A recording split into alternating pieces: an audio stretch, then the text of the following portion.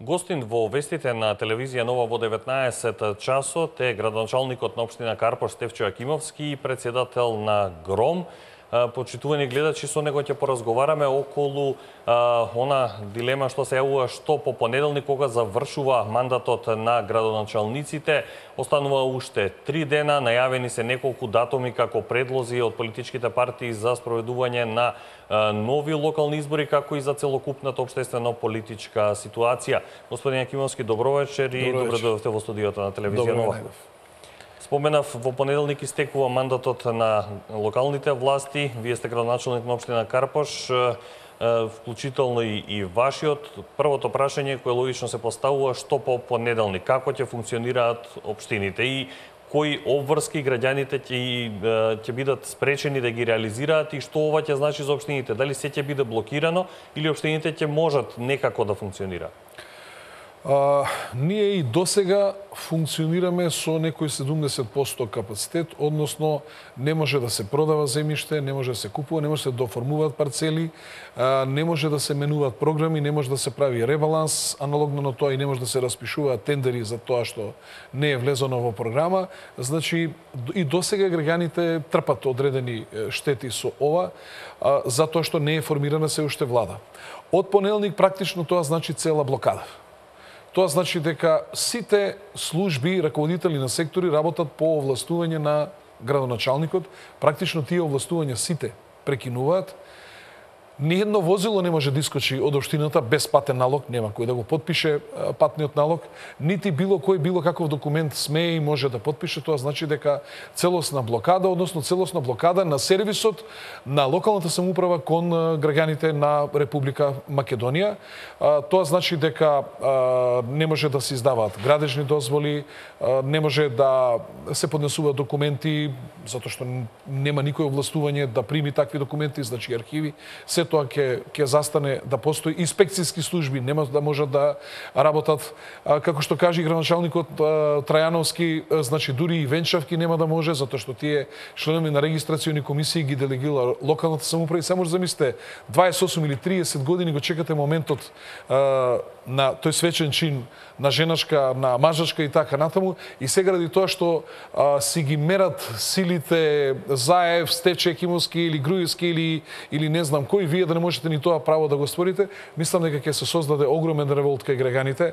Од друга страна, ако се случи да не можат да земат плата вработените во локалната самоуправа, во училиштата, затоа што средствата доаѓаат од владата на сметка на локалната самоуправа и со блок дотации одат према училиштата и градинките, а тоа оди со подпис на градоначалникот. Тоа значи дека ни тие нема да можат да добијат пари, нема да можат да добијат пари за функција, нема да можат да добијат пари за плаќање на електрична енергија, вода, ПТТ услуги и така натаму. Значи практично блокада на целиот локален систем, и јас навистина мислам дека ќе се создаде огромен револт кај граѓаните и се плашам да не ни се случи повторно да ни влезе народ во собрание, ама овој пат се плашам дека ќе тепа се поред. Значи нема да биде ни пратеници од која политичка партија, затоа што практично што добро им носиме на граѓаните ако не водиме сметка за потребите на граѓаните. И не знам што е проблем да одиме на брзи локални избори. Дајте дали на 2, дали на 9 јули да закажеме избори, да одиме и да се заврши. Кој ќе победи? Ќе победи, кој нема да победи, не е крај на светот. Тоа е тој и да си продолжи локалната самоуправа, односно услугите на граѓаните да одат во континуитет. Практично ние имаме игра со локалните избори, се преку локалната самоуправа се обидува некој во континуитет да решава парламентарни проблеми. Да ве вратам назад, што беше 2013 година. Не одиме на избори, не одиме кога јас излегов да се кандидирам, и исто и тогаш беше практично преку на грбот на локалната самоуправа да се решаваат парламентарни проблеми. Тоа ни се случува и денеска. Ако биле закажани изборите за мај месец, зошто, што е проблем сега да одиме во јули месец на избори и сето ова да заврши? Повторно доаѓаме и ситуација некој да избегнува избори кои што се, пазете, локалните избори се со закон утврдени. Тие со закон беа пролонгирани од март месец за 14 мај, а тоа значи во законот за локална самоуправа стои дека секоја четврта година во третата недела од март месец се одржуваат локалните избори, тој е двотретински закон. И јас не знам, ако сме ги одложили еднаш, што е проблем, зошто треба повторно да ги одлагаме и повторно очигледно дека некој не сака да оди на избори, односно ги избегнува изборите, а тоа значи ако сега се прават преговарачки групи, па да се ги мерат силите, па тоа да се даваат нови услови за влада или не знам што, значи ќе дојдеме до целосна блокада и до огромен револт. Мора тие политичките елити во Република Македонија мора да се издигнат над ова и мора да бидат многу поодговорни за тоа што гневот кај граѓаните ќе биде огромен. Сметате дека повторно се игра со изборните датуми, исто како што беше случај и со парламентарните, за некој да придобие политички поени и подобра позиција на терен и слично? Имаме денеска 3 датуми предложени од ВМРО ДПМН, нели бараат што поскоро нови избори, 2 јули, 17 или 24 септември или 15 октомври. Заев пак вели избори есен 2 или идната пролет. Како општините би функционирале до тој период? Сега повторно се враќаме лани на 24 април, беа закажани парламентарни, не сакаме да одиме на избори, па беа закажани 10 јуни, па не сакаме, па дури на 11 ноември се закажа избори. Значи повторно некој се подготвува да прави некој инженеринг, во ред го прави. Меѓутоа не може тоа да оди на штета на граѓаните. Тогаш треба да се седнат и да го променат законот во кој што стои дека градоначалникот има 4 години мандат, односно треба да стои дека мандатот на градоначалникот трае до избор на нов градоначалник и практично да се деблокираат и советите и градоначалниците. Во спротивно, практично најмногу губат граѓаните на Република Македонија, а одмерувањето на политичката сила преку грбот на граѓаните, мислам дека граѓаните задолжително ќе мора и ќе треба да го казнат на наредните локални избори. Доколку бидеме сведоци на пролонгирање еднаш, два пати, три пати на изборите, слично на парламентарните, како во тој меѓупериод ќе оди раководењето со општините? Кој раководи по закон, како е? Ако лидерите не седнат, односно лидериве не седнеме, да се договориме, или шефовите на парламентарните групи, да подхитно во понеделник во парламентот изгласа измени и дополнување на законот за локална самоуправа, тоа значи дека ние ќе имаме веќе правен вакуум и прашање како може веќе да ја вратиме работата назад, а тоа значи дека комплетна блокада на локалната самоуправа и очигледно дека некој иде намерно да изврши блокада на локалната самоуправа, односно да се спротивставува на потребите и на волјата на граѓаните. Измените на изборниот законник очигледно се наметнуваат како најлогично решение и по она одлука на Уставниот суд да не може да направи нешто во насока на тоа да се продолжат мандатите на градоначалниците, не можел Уставниот суд да реагира во таа насока, не толкувал, односно толкувал само постоечки одредби од законите. Тоа беше ставот.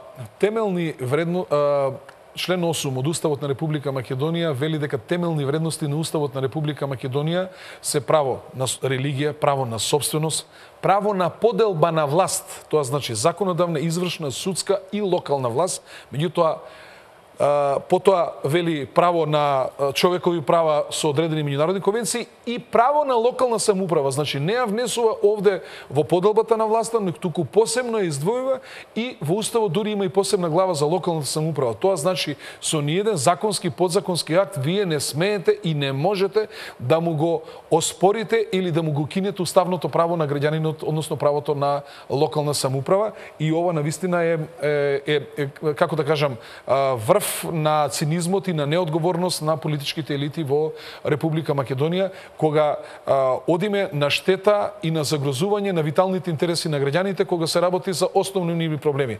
Право на образование, право на детска заштита, право да добие градежна дозвола, право да доформи парцела, право на инспекцијска заштита од страна на граѓаните, значи се она што локална самоуправа го дава како сервис. Да знаете дека и голем број јавни предпријатија ќе бидат блокирани.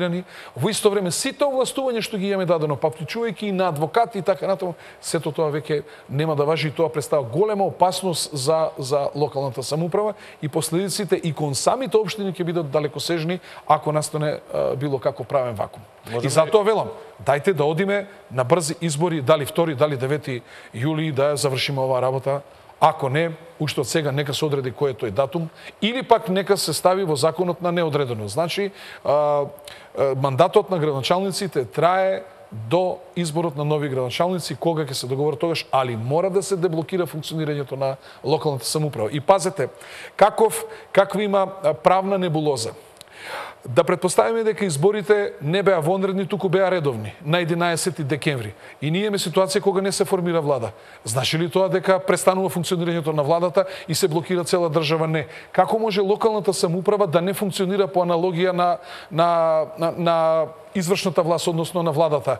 Значи, ако не е избрана нова влада, се уште функционира старата влада, таа работи како техничка влада со ограничени, редуцирани овластувања, меѓутоа функционира државата има влада. Исто така, локална влада мора да има, значи не може на ниеден начин таа да биде загрозена и не смее да биде загрозена. Значи тоа е четврта власт во државата: законодавна, извршна, судска и локалната власт. Практично ние оваа власт покрај парламентарната веќе и извршната сме ја блокирале.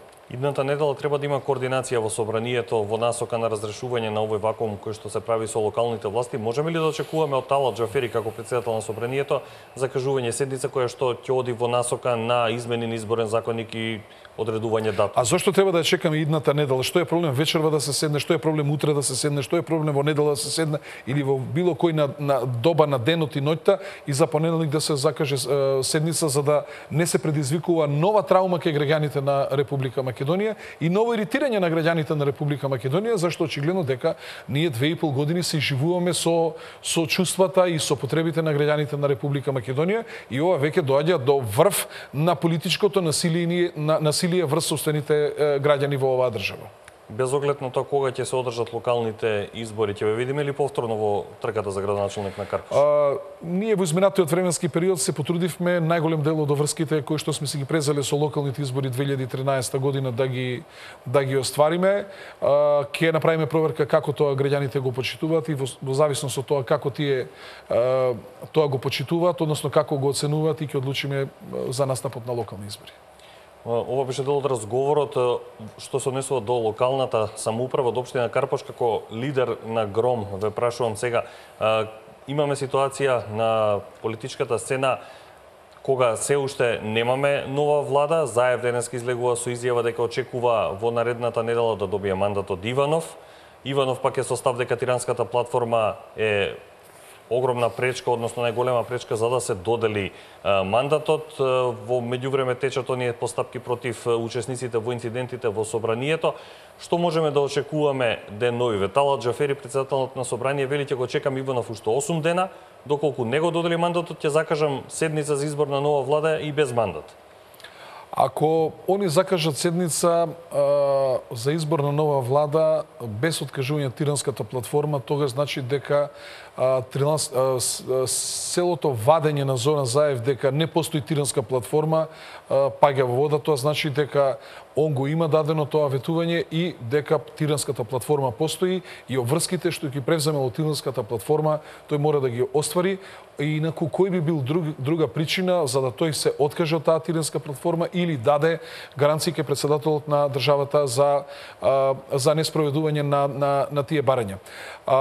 Сметам дека председателот на државата, ако нема ново настаната ситуација, односно ако нема ретерирање од Тиранската платформа, тогаш значи дека не се променили условите за кои што он изминативе 2 и повеќе месеци не го дал мандатот и доколку го додели, како ќе го објасни недавањето на мандатот во изминатите 2 и кусур месеца, што значи дека остапки, односно ретерирање кај евентуалниот нов мандатар мора да има, во спротивно не верувам дека председателот на државата ќе го даде мандатот. И уште едно прашање, имавме избор на председател на собрание од страна на пратеници на СДСМ и албанските партии, нестандарден за досегашната пракса. Се обидува ли некој, барајќи мандат од Иванов и покрај тоа, иако е 8 дена се најавува дека ќе го чекаат Иванов да даде мандат, да му даде легитимитет на нешто што е надвор од досегашната пракса? Со ова чекање на мандат од Иванов се обидуваат ли нешто што излегло надвор од досегашната процедура повторно да се создаде привидна слика дека се постапува според закон и устав? Очигледно дека они идат малку легално, малку илегално и очигледно кај некои структури на меѓународната заедница, не сите, значи меѓународната заедница не е Вашингтон, Брисел, Значи има и други членки на Совет за безбедност и меѓународната заедница е многу поширок дел, кај некои од нив наоѓаат на поддршка без разлика дали имало доволно број пратеници, дали се почитувани процедурите и така натаму. Очигледно дека вредностите што нам ни ги продава Европа, а тоа е почитување на правото и правната држава, дека тие вредности практично тие не ги почитуваат и на ваков начин практично се обидуваат евентуално да ја исправат таа грешка преку доделување на мандатот на председателот, меѓутоа ако идат на варијанта на избор на влада повторно без доделен мандат од председател, повторно влегуваат во правна нерегуларност, што е лошо за натамошниот тек на функционирање на државата и воопшто за правниот поредок во Република Македонија. Јас многу пати сум рекол дека секој преседан носи нов преседан. Преседан беше кога во парламентот се дава 3000 амандмани на буџетот на Република Македонија. Сега имаме 3000 реплики и контрареплики. Преседан беше кога се читаше книга во комисијата, во Собранието од Република Македонија. Сега не го му читат книга.